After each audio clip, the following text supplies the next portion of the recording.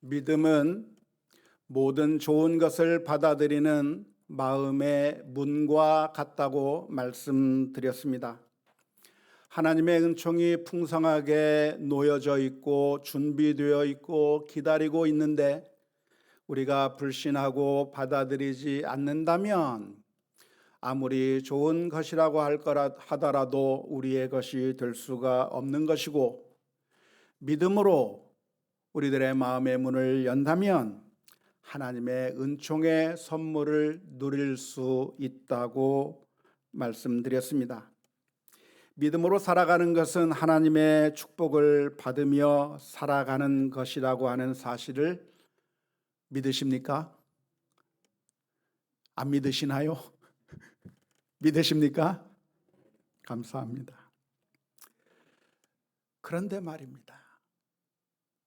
정말 그런가요? 정말 믿음으로 살면 하나님의 은총, 축복을 누리는 게 맞는 것인가요? 믿음을 가지고 있으면 하나님의 은총의 축복을 누릴 수 있다고 성경은 가르쳐 주고 있는데, 하나님의 말씀을 보면 그 놀라운 은총이 우리의 것이 된다고 성경에서 가르쳐 주고 있는데, 근데 우리들의 삶은 왜 이 모양 이 꼴입니까? 왜 우리가 살아가고 있는 우리들의 삶 가운데는 환난이 있고 고난이 있고 아픔이 있고 슬픔이 있는 겁니까? 믿음을 가지고 살아가면 정말 행복할 줄 알았는데, 예수님을 믿기만 하면 그때부터 고생이 끝나고 행복이 시작할 줄 알았는데, 그런데 왜 우리들의 믿음의 길에는 이렇게 고난이 있고 험난한 여정을 우리가 걸어가야만 하는 것일까요? 이에 대한 성경의 대답은 이렇습니다. 베드로전서 4장 12절에서부터 13절 말씀에 보면 이렇게 기록하고 있습니다. 사랑하는 자들아, 너희를 연단하려고 오는 불시험을 이상한 일 당하는 것 같이 이상히 여기지 말고 오히려 너희가 그리스도의 고난에 참여하는 것으로 즐거워하라. 이는 그의 영광을 나타내실 때에 너희로 즐거워하고 기뻐하게 하려 함이라. 우리가 인생을 살아가는 가운데, 믿음의 길을 걸어가는 가운데 불시험과 같은 일들이 있을 것인데, 정말 힘들고 어려운 일들이 우리들 앞에 나타나게 될 건데, 그것은 이상한 일이 아니다 라고 말씀해 주고 계시는 겁니다. 고난이 오는 게 정상적인 것이지, 비정상적으로 이상하게 우리들에게 고난이 다가온 게 아니라는 겁니다. 힘들고 고통스러운 것이 정상적인 것이지, 그게 이상한 일이 아니라고 성경은 대답해 주고 있습니다. 김난도 교수라고 하시는 분께서 한 말 가운데 아프니까 청춘이다라고 하는 말이 있는데요. 그래서 아주 유명해졌는데, 그런데 청춘만 아프겠습니까? 우리 인생이 다 아픈 것이죠. 아프니까 인생인 것이고, 아프니까 우리들의 삶인 것이죠. 사도행전 14장 22절 말씀에 보면 이렇게 기록합니다. 제자들의 마음을 굳게 하여 이 믿음에 머물러 있으라 권하고, 또 우리가 하나님의 나라에 들어가려면 많은 환난을 겪어야 할 것이라 라고 기록하고 있는데요. 하나님의 나라에 들어갈 때 무엇이 있어야 되는가? 많은 환난이 있어야만 하고 많은 환난을 겪어야 하나님 나라에 들어간다고 말씀해 주고 있습니다. 이 말씀은 이 하나님의 나라에 들어가는 조건이 얼마나 많은 환난을 겪었는가에 따라서 결정된다는 그런 의미의 말씀이 아닙니다. 환난이라고 하는 계급장을 얼마나 많이 달았느냐에 따라 천국에 들어갈 수 있다고 하는 그런 의미의 말씀이 아니라, 우리가 천성에 들어가기 전까지는, 우리가 하나님 앞에 서게 되는 그 전까지는 힘들고 어려운 고난의 길을 계속해서 걸을 수밖에 없다고 하는 것을 표현하는 말씀입니다. 그러니까 우리가 이 세상에서 인생을 살아가는 가운데 반드시 아픔이 있고, 반드시 슬픔이 있고, 반드시 환난이 있을 수밖에 없다고 한다면, 그러면 그러한 일을 만나게 될 때 우리가 어떠한 마음으로 그 환난을 맞이하는 것이 옳겠습니까? 어려운 일을 만난다고 한다면, 고난을 만난다고 한다면 어떻게 반응하는 것이 옳은 반응입니까? 1번, 짜증내고 절망하고 불평하고 신세 한탄을 하면서 원망의 대상을 찾아서 분풀이한다. 2번, 오히려 기뻐하고 오히려 감사한다. 몇 번이 정답입니까? 좀 크게 좀 대답해 주세요. 힘 좀 나게. 몇 번이 정답입니까? 2번이에요. 성경의 가르침이 무엇이냐면, 환난을 만나면, 어려운 일을 만나면 그냥 절망해버리고 쓰러질 게 아니라, 성경의 일관적인 가르침이 무엇이냐면 오히려 기뻐하라는 게 성경의 가르침입니다. 데살로니가전서 5장 16절에서부터 18절 말씀에 항상 기뻐하라, 쉬지 말고 기도하라, 범사에 감사하라, 모든 일에 감사하라는 말이에요. 기쁜 일이 있을 때뿐만 아니라 슬픈 일이 있어도 감사하라는 얘기고 기뻐하라는 얘기인데, 이것이 그리스도 예수 안에서 너희를 향하신 하나님의 뜻이니라 라고 말씀해 주고 계시는 겁니다. 하지만 오해하지 마십시오. 이 말은 우리가 슬픔을 당한 사람들을 만났을 때 그들의 슬픈 마음을 무시하고 공감하지 못하면서 그 슬퍼하는 사람들을 비정상적인 것으로 여겨도 괜찮다고 하는 그런 의미의 말씀은 아닙니다. 종종 우리 크리스찬들이 욕을 많이 먹는데요, 비난을 많이 받는데요, 그 이유가 무엇이냐면 슬픔을 당한 사람들에게 찾아가서, 어려움을 당한 사람들에게 찾아가서 기껏 한다는 말이 그 사람의 슬픔에 고난에 공감하지 못한 채 정답만을 말해버리기 때문에 그렇습니다. 아주 차갑게 이야기하는 것이죠. 고난을 당한 사람에게 찾아가서 말하기를 슬퍼하지 마라, 오히려 성경에 기뻐하라고 했다라고 말하고, 이거 아무것도 아니야 라고 말하기도 하고, 하나님께서는 감당할 만한 시험을 주신다고 했는데 이것은 그렇게 큰 게 아니고 감당할 만한 것이야 라고 말하고, 별거 아닌 거 가지고 왜 그래 라고 말하고, 왜 우냐고 이야기하는, 그렇게 정말 공감 능력이 떨어져 버린 채 그냥 정답만을 앵무새처럼 말하는 그런 크리스찬들이 종종 있습니다.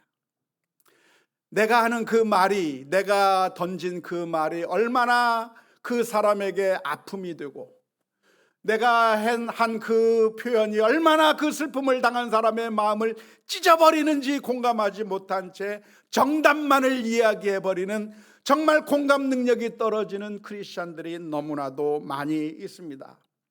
욥이라고 하는 사람이 엄청난 고난을 통과했습니다. 자녀들은 다 죽어버렸고 모든 재산은 다 날아가 버렸고 그리고 육체의 질병으로 인해서 고통을 당하고 있는 그때 욥의 새 친구들이 찾아와서 기껏 한다는 소리가 네 죄가 무엇인지 한번 생각해 보라고 하는 그런 차가운 이야기를 함으로 말미암아 욥의 마음을 고통스럽게 만들었던 것과 같은 비슷한 일들을 우리들이 할 때가 많이 있는데요, 맞는 말 2번이 정답이라고 이야기해 주는 것으로 그게 옳은 게 아니에요.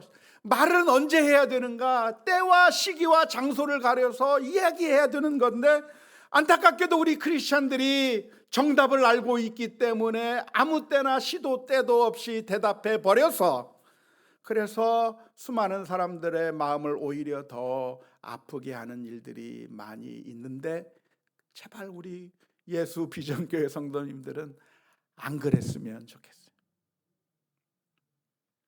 만일 우리 가운데 슬퍼하는 사람이 있다면, 만일 우리 가운데 고통을 당하는 사람이 있다고 한다면 기뻐하라고 정답을 던져주는 것이 아니라 우리가 보여야 될 자세가 있다고 한다면 같이 울어주고 같이 애통해 하는 것입니다. 로마서 12장 15절의 말씀에 기록하기를 즐거워하는 자들과 함께 즐거워하고 우는 자들과 함께 울라고 주님께서 가르쳐 주셨기 때문입니다. 예수님께서도 나사로의 죽음 앞에서 함께 우셨어요. 사랑하기 때문에 울 수밖에 없는 것이죠. 그게 정상적인 반응인 것이죠. 그런데 공감하지 못하고 정답만을 이야기하는 입만 살아있는 크리스찬들을 보면서 사람들은 너무나도 차갑게 느껴지는 것입니다. 특히 그런 실수들을 누가 많이 하냐면 우리 목회자들이 더 많이 하는 거죠. 목회자들은 하나님의 말씀을 알고 그리고 가르치다 보니까 그게 너무 익숙해져 버려서 공감하기보다는 정말 마음을 더 아프게 하는 말들을 많이 해버릴 수가 있는 것이고요. 하나님의 말씀이니까 선포하면 나는 선포를 잘했다라고 착각하게 되는 경우가 많이 있는 것이죠. 하지만 하나님의 말씀은 정확한 시간에 제때에 전해져야 그것이 아로새긴 은쟁반의 금사과와 같은 말씀이 되는 것이지, 시도 때도 없이 경우에 합당하지 않은 그런 이야기를 하면 그게 하나님의 말씀으로 역사하는 것이 아니라고 하는 사실을 분명하게 기억해야 할 것입니다. 기뻐하라고 하는 이 말씀, 환난 가운데 기뻐하라고 하는 말씀은 언제 말해야 되나요? 평상시 얘기해야 되나요? 평상시 환난을 당해도 어려움을 당해도 기뻐하라고 하는 말씀을 전해야 하는 거예요. 그런데 정작 슬픈 일을 당한 사람이 있고 환난을 만난 사람이 있으면 그 사람 앞에 가서 기뻐하라고 이야기할 게 아니고 그 순간에는 함께 울어줘야 되는 거예요. 함께 정말 애통해야 하는 것이죠. 용서하라고 하는 말씀, 누군가 너의 오른편 뺨을 때리면 왼편 뺨까지 갖다 대고 70번씩 7번뿐만 아니라 정말 7번씩이 아니라 70번씩 7번씩이라도 그렇게 용서하라고 하는 말씀은 언제 가르쳐 줘야 되는 거예요? 언제 이야기해야 되는 거예요? 평상시 알려주어야 하는 것이고, 정말 억울한 일을 당해서 고통스럽게 정말 힘들어하고 있는 사람에게는 그 상황 가운데는 같이 공감해 주어야 하는 것인데, 안타깝게도 우리 크리스천들 중에는 사리를 분별하지 못하고 때와 장소를 분별하지 못하고 그 피해자에게 찾아가서 용서하라고 하는 뜬금없는 소리를 하면서 화를 더 부추기는 그런 어리석은 사람들이 너무나도 많아요. 성폭력을 당하고 성추행을 당한 피해자에게 가서 기껏 한다는 소리가 용서하라고 말하는 그런 어리석은 사람들이 너무나도 크리스천들 가운데 많아요.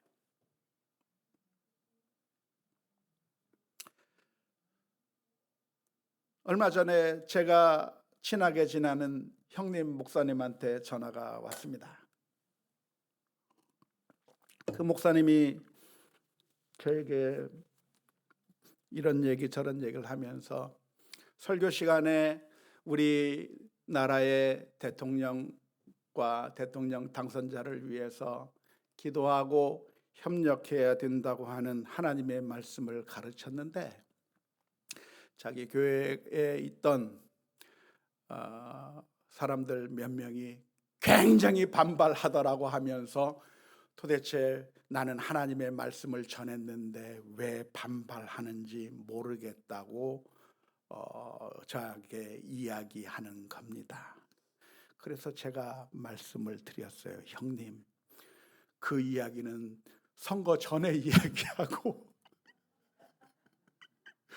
선거 끝나서 지금 괴로워하는 사람한테는 얘기하지 마세요 라고 얘기하면서 생각해 보니까 나도 지금 이 말을 지금 얘기할 게 아닌데 라고 생각이 들더라고요. 형님 마음이 아프겠어요 라고 얘기만 하고 끝내고 그랬어야 했다고 하는 그런 생각을 하게 됐습니다.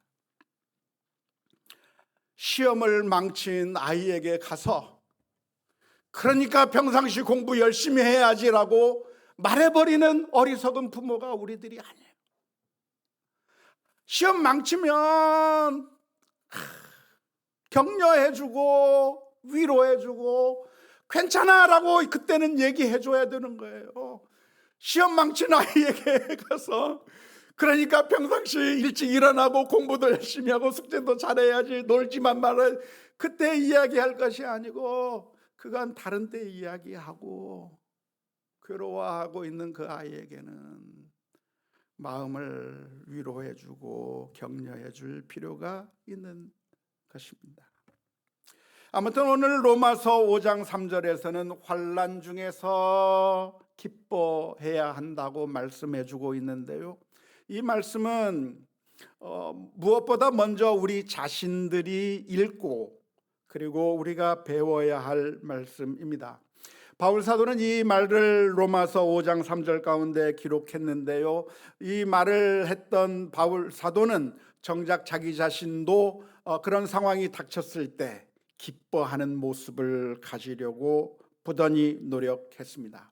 고린도후서 12장 9절 말씀에 보면 이런 말씀이 기록되어 있습니다. 나에게 이르시기를 내 은혜가 내게 족하도다. 이는 내 능력이 약한 데서 온전하여 짐이라 하신지라. 그러므로 도리어 내가 크게 기뻐함으로 나의 여러 약한 것들에 대하여 자랑하리니 이는 그리스도의 능력이 내게 머물게 하려 함이라 라고 말하고 있습니다. 바울 사도에게는 육체에 가시가 있었습니다. 질병이 있었던 것이죠. 이것은 정말 바울 사도를 당황스럽게 만든 것이었는데요, 바울 사도가 기도하는 가운데 병자가 낫기도 하고 심지어 죽은 자가 살아나기도 하는 엄청난 기적들이 일어났음에도 불구하고 정작 바울 사도의 질병은 자기가 고칠 수가 없는 겁니다. 하나님 앞에 기도하는데도 하나님께서 응답해 주지 않는 겁니다. 그래서 복음을 전파하는 일에 방해가 되고 너무나도 아프고 고통스러워서 하나님 앞에 간절하게 여러 번 기도했는데 하나님께서 응답해 주지 않는 거예요. 그런데 어느 날 하나님께서 바울 사도의 마음 가운데 깨달음을 주셨습니다. 차라리 그 아픔이 있는 게 너한테는 유익이다. 내 질병이 있기 때문에, 육체에 가시가 있기 때문에 네가 교만해지지 않을 수 있는 것이고 오히려 겸손하게 일할 수 있으니 약한 것이 강하게 되는 것이고 약한 데서 하나님의 은혜가 넘치는 것이고 하나님의 사랑을 더 많이 받을 수 있는 것이라고 하는 것을 깨닫게 된 다음에 바울 사도가 했던 말이 바로 이 말씀입니다. 그러므로 내가 나의 약함을 자랑할 것이다라고 이야기했는데요. 여기서 약함을 자랑한다고 하는 말의 의미가 무엇인 줄 아십니까? 한번 제가 만든 도표를 한번 보시면 좋겠는데요. 여기서 사용하고 있는 고린도후서 12장 9절에서 나의 여러 약한 것들에 대해서 자랑하리니라고 했던 그 말씀이 헬라어 카우카우마이라고 하는 동사를 사용해서 표현했습니다. 그런데 이 카우카우마이라고 하는 동사가 오늘 읽은 로마서 5장 3절에 있는 단어와 똑같아요. 우리가 환난 중에서도 기뻐하나니라고 하는 말이 카우카우마이라고 하는 그런 동사입니다. 그러니까 여기서 고린도후서 12장 9절에서 내가 여러 약한 것들에 대해서 자랑한다고 하는 이 말은 바울 사도가 그것을 기뻐했다고 하는 말이에요. 나의 약함이 있는데 나의 질병에 대해서 내가 기뻐한다, 나의 약함에 대해서 기뻐한다라고 표현하고 있는 것입니다. 왜 그렇습니까? 어떻게 이 아픔이 있고 질병이 있고 환난이 있는데 어떻게 기뻐할 수가 있겠습니까? 그것은 환난이 그냥 환난으로 보이기만 하지만, 그러나 이 환난이 우리를 박살내는 것이 아니라, 우리를 죽여버리는 것이 아니라 아주 좋은 좋은 것으로 인도해 주기 때문에 그렇습니다. 로마서 8장 28절의 말씀에 우리가 알거니와 하나님을 사랑하는 자 곧 그 뜻대로 부르심을 입은 자들에게는 모든 것이, 약함도 환난도 고난도 슬픔도 모든 것이 합력하여 선을 이루느니라 라고 말씀하셨기 때문입니다. 환난이 그냥 우리를 박살내는 것이 아니라, 우리를 짓밟아 버려서 우리를 완전히 포기하게 만드는 것이 아니라, 그 환난이 긍정적인 아주 좋은 역할을 하고 있는데 결국 모든 것이 합력하여 선을 이루시는 하나님의 섭리와 계획 가운데 일어나는 것이기 때문에 약한 것들에 대해서, 환난에 대해서 기뻐한다고, 카우카우마이, 기뻐한다고, 자랑한다고 표현하고 있는 것입니다. 마틴 로이드 존스 목사님이라고 하시는 분은 로마서로 강해를 아주 오랫동안 하신 목사님이신데요. 마틴 로이드 존스 목사님의 로마서 강해가 아주 유명한데, 그 목사님께서 이 부분에 대해서 설명하면서 뭐라고 설명했냐면, 환난이 있음에도 불구하고 기뻐해야 되는 게 아니라 환난 때문에 기뻐해야 한다고 설명했습니다. 환난이 있지만 환난에도 불구하고 기뻐하라고 하는 말씀이 아니라 환난 그것 때문에 기뻐해야 된다고 하는 것으로 설명했는데요. 마치 무엇과 같으냐면 백신과 같은 거예요. 백신이라고 하는 것, 우리 코로나 상황이 되면서, 코로나가 처음 시작되면서 우리가 간절하게 기대했던 바가 무엇이냐면 어서 빨리 백신이 나왔으면 좋겠다고 다들 간절히 기다렸습니다. 그렇게 기다리고 어느 정도 시간이 지나니까 미국에서 백신이 이제 발명되어서 판매에 들어가게 되었다고 하는 소식을 듣게 되었을 때 여러분 좋았습니까? 나빴습니까? 기분이 좋았어요. 이제 곧 코로나가 끝날 수 있겠구나라고 하는 소망을 가지게 됐습니다. 왜 그렇습니까? 백신이라고 하는 것을 통해서 우리가 그것을 예방접종하게 되면 그러면 결국 우리 몸에 능력이 생겨서, 면역이 생겨서 코로나 바이러스가 침투하더라도 그것을 이겨낼 수 있고, 그래서 가볍게 지나가거나 그리고 아주 죽음에 이르지 않도록 우리를 보호해 줄 거라고 하는 기대감이 있기 때문에 좋아하고 기뻐했습니다. 하지만 백신이라고 하는 것이 그냥 아무렇지도 않은 것이냐면 굉장히 아픈 것이었어요. 여러분 아팠습니까? 그냥 아무것도 아니었습니까? 아프더라고요. 1차 때는 괜찮은 것 같았는데 2차 때 되니까 하루 종일 아프더라고요. 그 열도 나기 시작하고, 이러다가 내가 잘못되는 거 아닌가 하는 그런 불안한 마음까지 들 정도로 백신이 그렇게 힘든 것이었지만, 그러나 그 백신 때문에 사람들이 다 기뻐했어요. 왜 기뻐했어요? 이것이 우리를 보호해 준다고 하는 것을 알았기 때문입니다. 근데 환난도 이와 마찬가지라는 거예요. 환난도 힘들어요, 아파요, 괴로워요. 하지만 이것이 우리를 멸망시키는 것이 아니라 이 환난을 통해서 좋은 결과가 나타난다고 하는 것을 알기 때문에 우리는 기뻐해야 되는 것이죠. 그러니까 백신 나왔을 때 여러분 어떻게 했습니까? 야, 백신이다 했던 것처럼 환난이 오면 어떻게 해야 돼요? 야, 환난이다. 좀 과장되게 표현하자면. 그런데 그게 성경의 일관적인 가르침입니다. 마태복음 5장 11절에서 12절 말씀에 나로 말미암아 너희를 욕하고 박해하고 거짓으로 너희를 거슬러 모든 악한 말을 할 때에는 너희에게 복이 있나니 기뻐하고 즐거워하라. 하늘에서 너희의 상이 큼이라. 너희 전에 있던 선지자들도 이같이 박해하였느니라. 고린도후서 4장 17절에서 18절 말씀에서도 우리가 잠시 받는 환난에 경한 것이, 가벼운 것이 지극히 크고 영원한 영광에 중한 것을, 아주 무거운 것을 우리에게 이루게 함이니 우리가 주목하는 것은 보이는 것이 아니요 보이지 않는 것이니 보이는 것은 잠깐이요 보이지 않는 것은 영원함이니라. 환난이 무거운 것이 아니라 가벼운 것이고 결국 우리를 영광으로 인도해 줄 거라고 하는 것이고요. 야고보서 1장 2절 말씀에서는 이렇게 표현하고 있습니다. 내 형제들아 너희가 여러 가지 시험을 당하거든 온전히 기쁘게 여기라. 환난이 왔을 때 어떻게 우리는 기뻐할 수 있습니까? 그것은 그 환난이 선한 목적을 가지고 있기 때문입니다. 마게도냐 교인들은 그래서 환난을 당했지만 기뻐했습니다.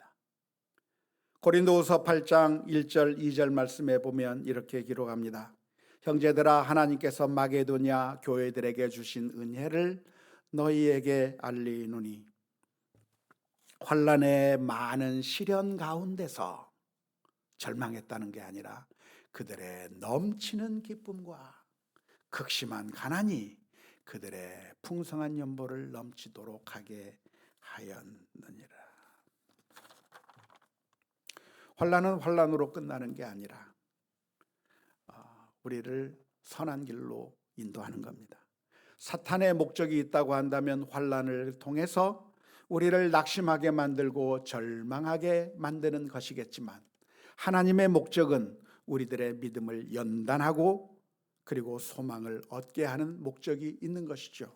따라서 우리가 환난을 만났을 때 절망한다면 사탄의 목적에 굴복하는 것이 되는 것이고 우리가 하나님의 말씀에 따라 기뻐한다면 하나님의 목적을 이루게 될 것입니다.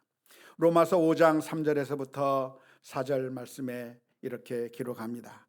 다만 이뿐 아니라 우리가 환난 중에 기뻐 즐거워하나니 이는 환난은 인내를, 인내는 연단을, 연단은 소망을 이루는 줄 알미로다 라고 기록하고 있습니다. 환난이 무엇을 이룬다고요? 인내를 이룬다. 우리가 인내하는 훈련을 하게 되는데요, 환난을 경험하게 될 때 인내가 커져가는 것이죠. 누가 숨을 참을 수 있는 능력을 기르기 위해서는 어떻게 해야 됩니까? 잠수를 해서 그래서 숨을 얼마나 안 쉬는가를 연습하고 또 연습하고 또 연습하면 폐활량이 커지고 그리고 숨을 오래 더 참을 수 있는 것처럼 그냥 가만히 있으면 자동적으로 길러지는 것이 아니라 그런 연습을 할 때 그 능력이 길러지는 것처럼 환난이 있을 때 우리의 인내가 커지는 것입니다. 인내가 저절로 생기는 것이 아니라 그 순간에 주님을 의지하고 신뢰하며 나아가게 될 때 인내가 커지는 것이고요. 그 과정을 거치면서 우리의 믿음이 진짜라고 하는 것이 드러나게 됩니다. 인내는 연단을 이룬다고 표현하고 있는데 여기서 연단이라고 번역이 된 말은 아주 틀린 번역은 아니지만 좀 아쉬운 번역입니다.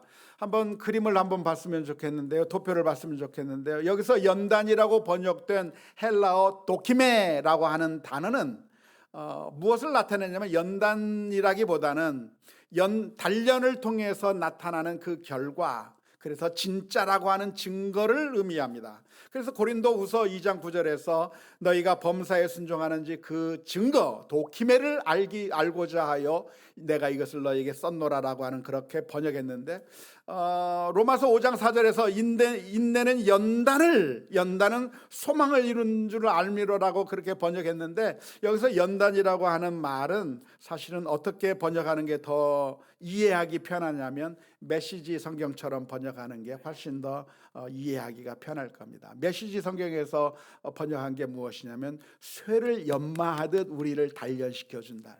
그러니까 어떤 것이 진짜냐 가짜냐라고 하는 것을 어떻게 알 수 있어요? 불 속에 넣어가지고 단련을 시키면, 연단을 시키면 진짜는 진짜로 증명이 되는 거죠. 불을 통과하는데 가짜는 다 타버려 없어져 버리는 것이고 진짜는 순금으로 나타나게 되는 것이죠.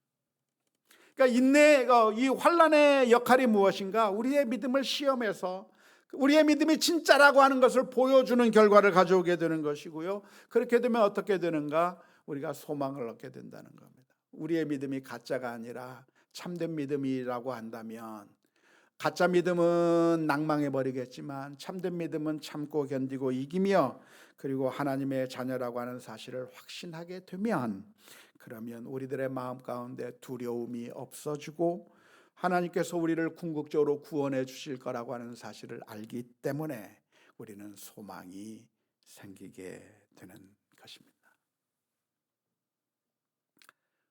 물론 힘들죠. 환난이 좋을 이유는 없습니다. 고통스럽죠. 달갑지 않죠. 그래서 예수님께서도 하나님 앞에 피땀을 흘리면서 기도하시는 거예요.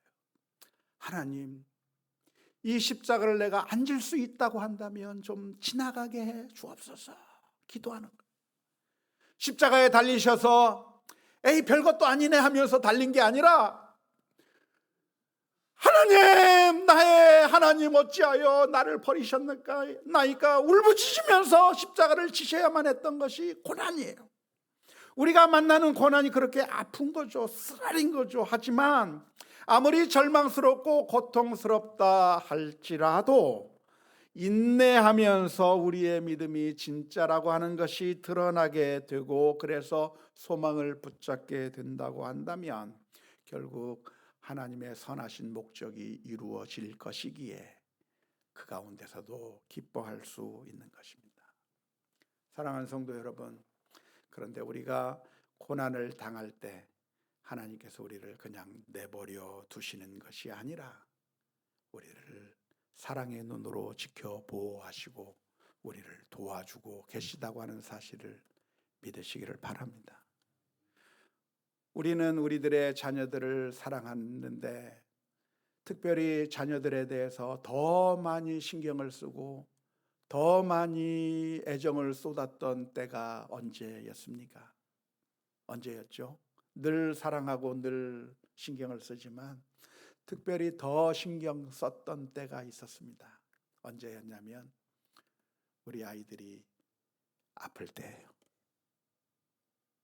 우리 아이들의 몸에서 열이 나고 그래서 아이가 죽겠다고 신음하고 있으면 부모는 그날 밤 잠을 잘 수가 없는 겁니다. 밤새도록 뜬 눈을 세우고 피곤한 몸이지만 눈 한숨 붙이지 못하고 그 자녀를 향해서 물수건을 갈아치워가면서 아이의 몸에 물을 발라주면서 그 아이의 열을 식히기 위해서 이 아이의 상태를 계속 눈으로 바라보면서 그 아이를 돌보듯이 하나님께서도 우리가 환난 가운데 있을 때 그냥 내팽개쳐버리고 외면해 버리시는 것이 아니라 가장 사랑하시는 때라고 하는 사실을 기억하시기를 바랍니다. 하나님께서는 그냥 저 멀리 떨어져 계신 것이 아니라 우리를 사랑하시기 때문에 지금 오셔요. 우리를 사랑하시기 때문에 만져주셔요. 우리를 사랑하시기 때문에 오신 하나님이세요. 우리가 죄악으로 인해서 멸망당하는 것을 눈을 뜨고 볼 수가 없어서 우리 주님께서는 저 높고 높은 보좌를 버리시고 이 땅에 오셨을 뿐만 아니라 우리가 당해야 될 그 죄의 책임을 지시고 십자가 위에서 피 흘려 주시고 우리를 구원해 주신 하나님의 놀라운 사랑이 있다고 하는 사실을 믿을 수 있기를 주님의 이름으로 축원합니다.